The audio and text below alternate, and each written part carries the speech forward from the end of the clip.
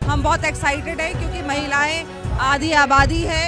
महिलाओं का हर पार्टी में बहुत बड़ा हिस्सेदारी होती है और आधी आबादी यहाँ बैठी है, आधे पुरुष है, आधी महिलाएं हैं। तो मैं एज अ महामंत्री बहुत खुश हूँ और ये हम लोगों के लिए एक चैलेंज है कि हम लोग इस कार्यक्रम को अच्छे से अच्छा कामयाब बना के दिखाएं। मोदी सरकार एक ऐसी सरकार है जिसने शुरू से महिलाओं के लिए योजनाएं लाई हैं, महिलाओं को एक सम्मान दिया है। ये देखने लायक उत्साह है और ये भारतीय जनता पार्टी के और मोदी जी का जो प्रभाव है उसकी वजह से है।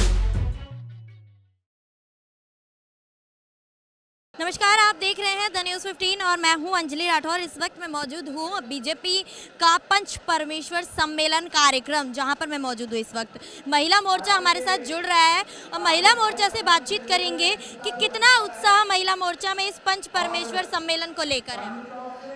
पंच परमेश्वर सम्मेलन जो है वो हमारी पार्टी का एक सुदृढ़ तरह का प्लेटफॉर्म है। बूथ जीता चुनाव जीता, ये हमारी पार्टी का हमेशा से नारा रहा है और वर्ल्ड की नंबर 1 की बूथ पे काम करने वाली कार्यकर्ता आधारित पार्टी सिर्फ भारतीय जनता पार्टी है, ये हम सब जानते हैं। जिस तरह का यहाँ हुजूम है, ये हुजूम हमें पूरे साल पूरी कार्यप्रणाली में देखने को मिलता है। चाहे सेंटर में हमारी सरकार हो, कोविड में भी हमने उतना ही काम किया, जबकि हम विपक्ष में नहीं थे। विपक्ष को काम करना चाहिए था लेकिन हमने काम किया। तो ये जो कार्यकर्ता आधारित पार्टी है पंच परमेश्वर, एक बूथ पे 5 लोग होते हैं, एक युवा होता है, एक उसमें अल्पसंख्यक होता है, एक उसमें एक महिला होती है, एक इस तरह से 5 लोगों की एक टोली होती है। यहाँ महिला मोर्चा बहुत एक्साइटेड है क्योंकि दिल्ली भर की पंच परमेश्वर बहनें जो बूथ संभालती हैं, जो नीचे की जमीनी कार्यकर्ता हैं, अंतिम पंक्ति का व्यक्ति है, उसको यहाँ नड्डा जी को देखने को और सुनने को मिलेगा। और हमारी पार्टी जब हम कहते हैं कि कार्यकर्ता आधारित पार्टी है, तो यहाँ का कार्यकर्ता वहाँ कब बैठेगा, इसका भी एक अलौकिक दर्शन हमें देखने को मिलता है क्योंकि हमारे प्रदेश अध्यक्ष हम ही में से निकले हुए कार्यकर्ता हैं और आज वो प्रदेश के अध्यक्ष हैं। तो एक लेगेसी ना टो करते हुए एक कार्यकर्ता आधारित पार्टी होने का पंच परमेश्वर बहुत लंबा मैसेज पूरी दिल्ली में दे रहा है। आप देख रहे होंगे कि सड़कों पे लाइनें की लाइनें हैं। लोग चाहे तो गाड़ी से यहाँ भी उतर सकते हैं, लेकिन लोग यहाँ से 4-5 किलोमीटर पैदल चल के आ रहे हैं।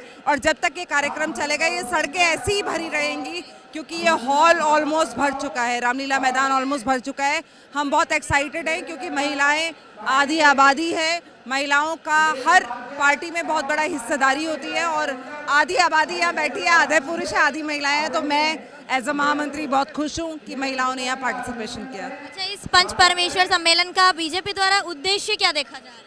पंच परमेश्वर सम्मेलन हमेशा हर साल होता है, ये कोई नई चीज़ नहीं है और ऐसे कई सारे सम्मेलन, हमारे कार्यकर्ता सम्मेलन, पंच परमेश्वर सम्मेलन, बूथ अध्यक्षों के सम्मेलन, ये हमारे ज़मीनी तौर पे चलते रहते हैं। लेकिन एक बड़ा कार्यक्रम जहां हमारे नड्डा जी सभी को एड्रेस करें, क्योंकि बूथों पे जाके हमारी टोलियां काम कर रही हैं। हमारी प्रदेश की उपाध्यक्ष हैं हमारे साथ, ये बूथों पे जाके जो है बैठ के ले रही हैं और ये बहुत लंबा प्रोसेस होता है।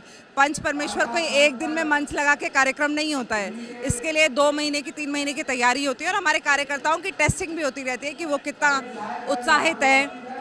तो ये सब एक हमारी पार्टी के बहुत छोटे से प्लेटफॉर्म्स हैं। मुझे लगता है कि इनमें हमारे लिए ये कोई नया नहीं है, लोगों के लिए बहुत नया होगा, हमारे लिए कुछ नया नहीं है। ये हम पूरा दिन एज अ पार्टी वर्कर, जो हमारे 4-5 लाख एक्टिव वर्कर जो ऊपर की लाइन के हैं, वो पूरा समय उनको 16 घंटे पार्टी को पर डे देना है, तो हम पूरा समय उसमें रहते हैं। और आज संडे होने के बावजूद आप देख सकते हैं कि लोग, भारतीय जनता पार्टी का कार्यकर्ता घर में समय नहीं देता है, पार्टी में समय देता है। क्या माना जा सकता है कि एमसीडी चुनाव के लिए बीजेपी बड़ा आगाज देने जा रही है?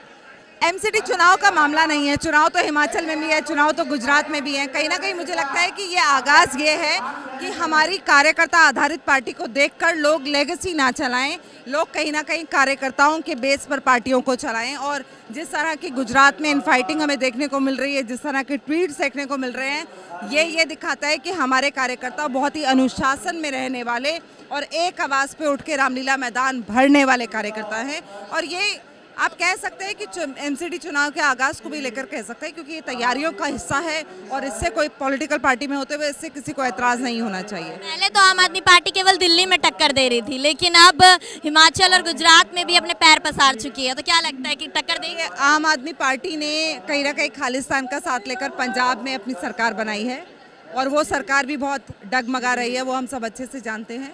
लेकिन कहीं ना कहीं उनकी जमानतें बहुत अच्छे से जब्त हुई हैं। उत्तराखंड में अब उनका कोई संगठन बचा नहीं है। मैं उत्तराखंड से आती हूँ, यूपी से, पहले यूपी था अब उत्तराखंड है। तो ये जो गुजरात का अटेम्प्ट है ये बहुत फेल्ड अटेम्प्ट है। इसमें सिर्फ तीरबाजी करके और गंदी भाषा ही इस्तेमाल करके अगर इन्हें लगता है कि ये जीत जाएंगे तो ऐसा नहीं होगा। मुख्यमंत्री, हमारे प्रधानमंत्री जो है वो 3 बार गुजरात के मुख्यमंत्री रहे और गुजरात हमारा गढ़ है, वहाँ पर ये सेंध भी नहीं लगा सकते। लेकिन एक और तो पटेल समाज का सहारा लेकर आम आदमी पार्टी कहीं ना कहीं अपनी जीत के लिए जश्न मना रही है और दावा कर रही है। सेंटर में जो सरकार होती है मुझे लगता है उसकी सुविधाएं हर राज्य तक पहुंचती हैं। दिल्ली में आयुष्मान भारत को लागू ना करना आम आदमी पार्टी सरकार की विफलता है, क्योंकि उसमें प्रधानमंत्री की फोटो ना लगे। इस तरह की छोटी सोच रखने वाली पार्टियां अगर कहीं अपना स्थान भी बना लेती हैं तो बहुत लंबा समय नहीं चल पाती हैं। और पटेल समाज की जहाँ तक आप बात कर रहे हैं, पहले भी ऐसे बहुत सारी चीज़ें पिछले चुनाव में हमें देखने को मिला, 19 के चुनाव में हमें देखने को मिला, 24 के चुनाव में हम जो देखेंगे वो हमें समझ में आएगा। लेकिन दिल्ली में कहीं भी खाता ना खोलने वाले लोकसभा में आम पार्टी अगर नेशनल पार्टी बनने जा रही है तो मेरी शुभकामनाएं उनके साथ हैं। लेकिन जो जिस तरह का हाल उन्होंने दिल्ली में किया है गुजरात के लोगों को मालूम है। किस तरीके का उत्साह महिला मोर्चा में देखने के लिए मिला? देखिए, सारी हमारी महिलाएं यहाँ पे इकट्ठे होके आए हैं और हमको आने वाले टाइम में हमारे पंच परमेश्वर का जो कार्यक्रम है, सारा महिला मोर्चा क्या पूरे सब ने इतना बढ़ चढ़ के हिस्सा लिया है और ये हम लोगों के लिए एक चैलेंज है कि हम लोग इस कार्यक्रम को अच्छे से अच्छा कामयाब बना के दिखाएं और हम लोग करेंगे इस बात को। देखिए, सब महिलाओं से भरा हुआ है कार्यक्रम। अच्छा, पंच परमेश्वर सम्मेलन से क्या मेरा बूथ सबसे मजबूत, तो क्या बूथ मजबूत हो पाएगा? बिल्कुल मजबूत है, क्यों नहीं मजबूत है।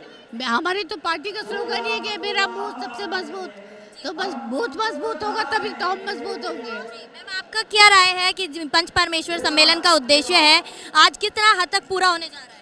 पूरी तरह से पूरा होगा। पंच परमेश्वर का बूथ आज माननीय राष्ट्रीय अध्यक्ष जेपी नड्डा जी यहाँ से हुंकार भरेंगे और 1 लाख कार्यकर्ता आज हमारा बूथ का यहाँ पर उपस्थित है, जो पूरा मार्गदर्शन और उत्साह लेकर जाएगा। और ज़मीनी रूप से बूथ हमारे मजबूत हैं।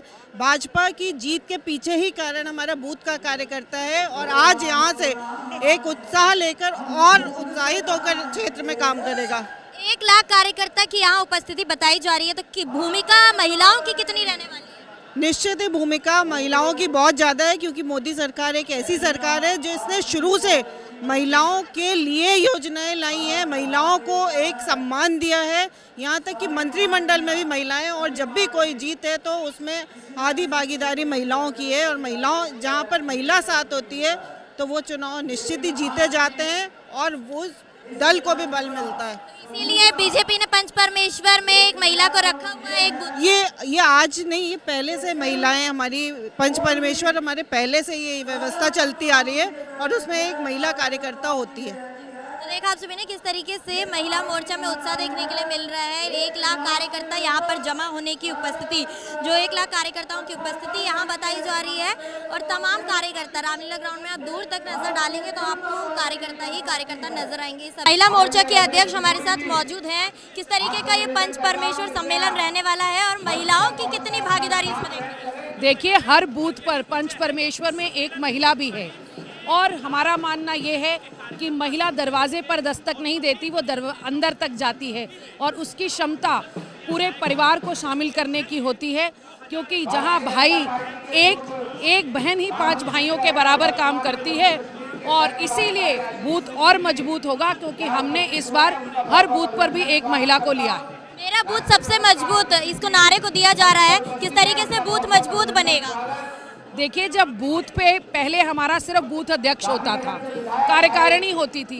जब बूथ में एक युवा भी है, बूथ में एक महिला भी है, मैंने कहा ना कि जैसे एक यूथ 10 यूथ एक बूथ और उससे 10 लोग और जुड़ते हैं। ऐसे ही महिलाओं से और महिलाएं जुड़ती हैं। आप खुद देखती होंगी कि परिवार को जोड़ने का काम सबसे ज़्यादा महिला करती है और इसका रिजल्ट भी आने वाले समय में देखने को मिलेगा। इस वक्त हमारे साथ दिल्ली प्रदेश मंत्री हमारे साथ मौजूद हैं, शोभा जी। किस तरीके का बीजेपी के कार्यकर्ताओं में उत्साह आज इस सम्मेलन में देखने के लिए मिलेगा? मैं देख रही हूँ कि जिस तरह पूरा दिल्ली उमड़ पड़ी है, दिल्ली के एक एक कार्यकर्ता घर घर से अपने साथ 8-8, 10-10 लोगों को लेके आ रहा है। ये देखने लायक उत्साह है और ये भारतीय जनता पार्टी के और मोदी जी का जो प्रभाव है उसकी वजह से आज पूरे देश में मोदी जी ने जो प्रभाव स्थापित किया है और महिलाएं खास तौर से बहुत ज़्यादा उत्साहित हैं। और मेरे घर के आसपास से भी बहुत बसों में भर भर के लोग आए हैं और मोदी सरकार जो महिलाओं के लिए कर रही है हम उनके बहुत ऋणी रहेंगे। महिलाओं के सबसे पहला काम तो उन्होंने टॉयलेट बनाने का किया है, जिसकी वजह से आज महिलाओं का आत्मसम्मान बढ़ा है। महिलाओं को जो उन्होंने मंत्रिमंडल में इतनी महिलाओं को स्थान दिया, महिलाओं के आत्मसम्मान बढ़ाने में बहुत बड़ा योगदान दिया है। हर बूथ पे एक महिला को तैनात किया गया है, तो क्या लगता है महिला के होने से बूथ मजबूत बन पाएगा? बहुत ज़्यादा देखिए, महिलाएं जोड़ती है लोगों को, ज़्यादा जोड़ने का काम, मिलने जुलने का सामाजिक काम महिलाएं करती हैं। और वो अगर महिला एक बूथ पे है तो वो कई लोगों को जोड़ने का काम, जैसे मैं अपने बूथ पे एक बूथ नहीं कई बूथ संभालती हूँ। आज वर्षों से 2005 से पूर्णकालिक कार्यकर्ता की तरह मैं भारतीय जनता पार्टी में काम कर रही हूँ और मेरा विश्वास है कि आगे हम दिल्ली में भी जीतेंगे, पूरे देश में हमारी जीत होगी, गुजरात में भी होगी, हिमाचल में भी होगी। हमारी बहुत बहुत शुभकामनाएं। आदेश गुप्ता जी जो प्रदेश अध्यक्ष हैं, उनके नेतृत्व में जो काम चल रहा है वो आगे बहुत बढ़ने वाला है, बहुत सफल होने वाले हैं हम सभी। कैमरा पर्सन मितेश के साथ मैं अंजलि राठौर, दिल्ली।